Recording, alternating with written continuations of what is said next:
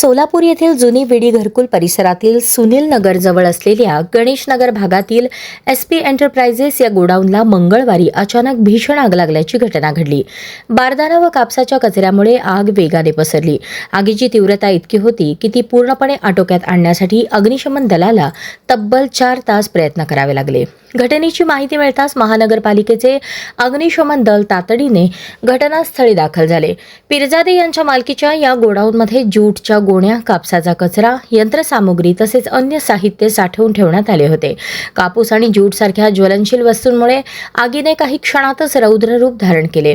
घटनेचे गांभीर्य लक्षात घेऊन महापौर विनायक कोंड्याल यांनीही घटनास्थळी भेट देऊन परिस्थितीचा आढावा घेतला व आवश्यक यंत्रणा सतर्क ठेवण्याच्या सूचना दिल्या।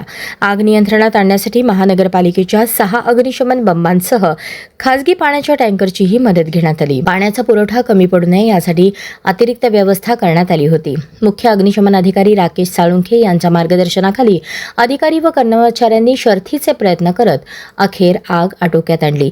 या घटनेत मोठ्या प्रमाणावर साहित्याचे नुकसान झाले असून सुदैवाने कोणतीही जीवितहानी झाली नाही।